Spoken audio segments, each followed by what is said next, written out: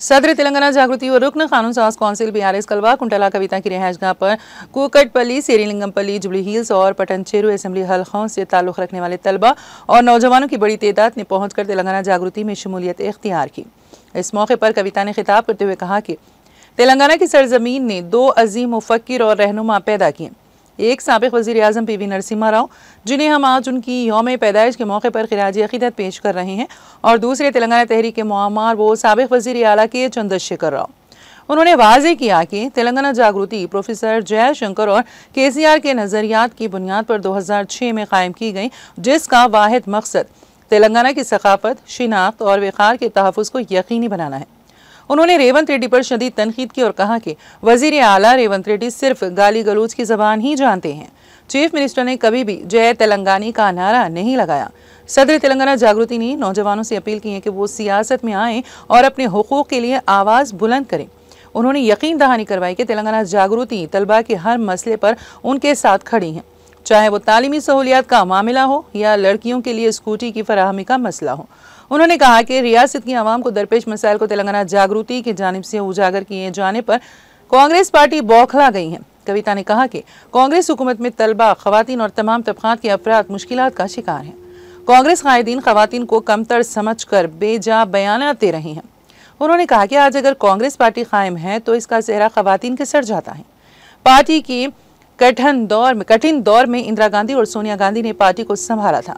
कांग्रेस की सीनियर रहनुमा जोगा रेड्डी की खवातीन मुखालिफ बयानात पर सख्त रद्द-ए-अमल का इजहार करते हुए कविता ने कहा कि ऐसे बयानात का उनकी बीवी और बेटी को जवाब देना चाहिए। अगर ये कांग्रेस का मौक़िफ़ है तो रेवंत रेड्डी और महेश कुमार गौड़ को इस पर वजाहत करनी चाहिए। सदर जागृति ने बीजेपी को हदफ तनकीद बनाया और कहा कि निजामाबाद में हल्दी बोर्ड का इफ्तिताह पहले ही 2 बार किया जा चुका है और अब मरकजी वज़ीर दाखिला अमित शाह तीसरी बार इसका इफ्तिताह करने जा रहे हैं।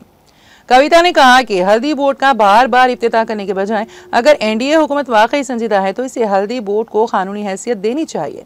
उन्होंने कहा कि एमपी अरविंद शायद ये बात मरकजी वज़ीर दाखिला को बताना भूल गए हैं कि इससे क़ब्ल हल्दी बोर्ड का इफ्तिताह हो चुका है। उन्होंने मुतालबा किया कि निजामाबाद में हल्दी को फ़ी क्विंटल 15,000 रुपये इमदादी कीमत का ऐलान किया जाए। उन्होंने कहा कि चूंकि हल्दी बोर्ड को कानूनी हैसियत नहीं दी गई, इसी वजह से गुज़िश्ता बजट में इसके लिए 1 रुपया भी मुख्तस नहीं किया गया। उन्होंने पुरजोर अंदाज में कहा कि निजामाबाद के किसानों को खुश करने के लिए अमित शाह को हल्दी की इमदादी कीमत पर वाज़ेह मौक़िफ़ इख्तियार करना चाहिए। काबिल-ए-अज़ीम कविता से उनकी रिहायशगाह वाक़ बंजारा हिल्स पहुंचकर केरला के रुकन राज्यसभा CPI संतोष कुमार ने मुलाकात की। उन्होंने दोनों लीडर्स ने मुख्तलिफ अहम मौज़ूआत पर तफसीली तबादला ख्याल किया। इस मौके पर संतोष कुमार ने बताया है कि CPI से वाबस्ता सकाफती नौजवान फनकारों का ग्रुप मुख्तलिफ ममालिक में तेलंगाना जागृति के साथ मिलकर अदबी और सकाफती सरगर्मियों में हिस्सा ले रहा है। उन्होंने तेलंगाना जागृति की जानिब से सकाफत के फ़रोग़ के लिए जारी कोशिशों की सताइश की और मुस्तक़बिल में भी मिलकर काम करने का आज़म ज़ाहिर किया। केसीआर गाరికి ఇంకొక టీచర్ ఉండే గురువు ప్రొఫెసర్ జయశంకర్ గారు. సో ప్రొఫెసర్ జయశంకర్ గారు, కేసీఆర్ గారు వాళ్ళిద్దరి ఐడియాలజీతోని తెలంగాణ జాగృతి అనే సంస్థ స్టార్ట్ అయింది. అదేదో ఇప్పుడు సంస్థ కాదు, కొత్తగా పెట్టింది కాదు. 2006 నుంచి తెలంగాణ జాగృతి ఈజ్ ఇండిపెండెంట్ ఆర్గనైజేషన్. సో మీ అందరికీ ఈ విషయం ఎందుకు మళ్ళీ చెప్పాలనుకున్నా అంటే చాలా ఇన్స్టా రీల్స్ స్క్రోల్ చేసుడు అలవాటు అయిపోయింది మనకు. సో ప్రజెంట్ కరెంట్ మూమెంట్ తెలుసు కానీ హిస్టరీ ఎక్కువ మందికి తెలియదు కాబట్టి ఆ హిస్టరీ ఐడియా ఉండాలని చెప్పి నేను మీకు ఎగ్జాంపుల్ చెప్తా ఉన్నా. తెలంగాణ జాగృతి స్టార్టెడ్ ఇన్ 2006. అప్పటి నుండి ఇప్పటి వరకు తెలంగాణ కోసం మాత్రమే పనిచేస్తూ ఉన్నాం. ఇప్పుడు మరి మహిళలు అవసరం లేదంటే ప్రియాంక గాంధీ గారిని ఎందుకు తెచ్చుకున్నారు మీరు? ఆమెను ఎందుకు ఎంపీ చేసిండ్రు?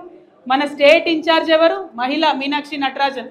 అన్నిటికన్నా ఎక్కువ నేను ఇవాళ కాంగ్రెస్ పార్టీ మహేష్ కుమార్ గౌడ్ గారిని, రేవంత్ రెడ్డి గారిని అడుగుతున్నా, ఇది మీ పార్టీ అఫీషియల్ వ్యూనా? ఆడవాళ్ళు కేవలం బతుకమ్మలు ఆడుకోవాలనా? ఆడవాళ్ళు పాలిటిక్స్ మాట్లాడొద్దా? ఆడవాళ్ళు వచ్చి పని చేద్దా? దీన్ని మీరు ఖచ్చితంగా ఆన్సర్ చేయాలి. ఇట్లా అడ్డగోలుగా ఆడవాళ్ళ మీద మాట్లాడినటువంటి మీ జగ్గారెడ్డి మీద ఏం చర్య తీసుకుంటుందో ఇలా తెలంగాణ మహిళా లోకమంతా కూడా చూస్తుంది. మీరు చర్యలు తీసుకోకపోతే ఖచ్చితంగా రానున్న రోజుల్లో మేము బుద్ధి చెప్తాం. నిర్మలమ్మ అంటే జగ్గారెడ్డి అన్న వైఫ్, ఆమె ఇలా TSIC చైర్మన్గా ఉన్నది. నేను నిర్మలమ్మను, జగ్గారెడ్డి అన్న బిడ్డ ఉన్నది జయమ్మ, ఆ అమ్మాయి కూడా పాలిటిక్స్లో తిరుగుతుంది. నేను వాళ్ళిద్దరిని రిక్వెస్ట్ చేస్తున్నా, అమ్మ మీ నాన్న మహిళలకు క్షమాపణ చెప్పే వరకు జర ఇంటికి వస్తే ఫుడ్ పెట్టకండి అమ్మా, ఎందుకంటే మహిళలు లేకుండా ఏమీ కూడా నడవదు.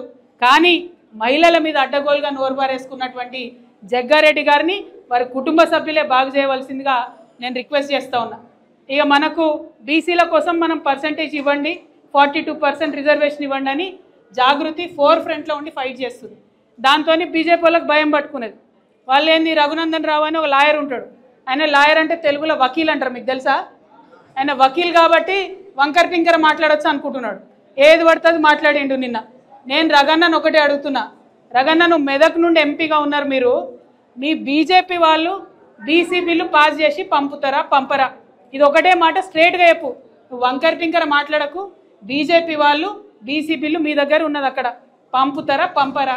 మీకు బీసీల మీద ప్రేమ ఉన్నదా లేదా? ఇది ఒకటే మాట సీదా సీదా చెప్పు.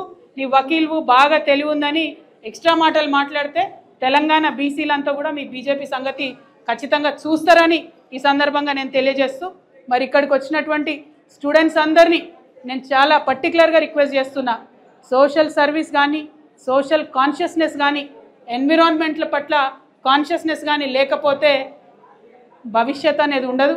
మన భవిష్యత్తు మీరే కాబట్టి I'm requesting all of you to take interest in the future of Telangana.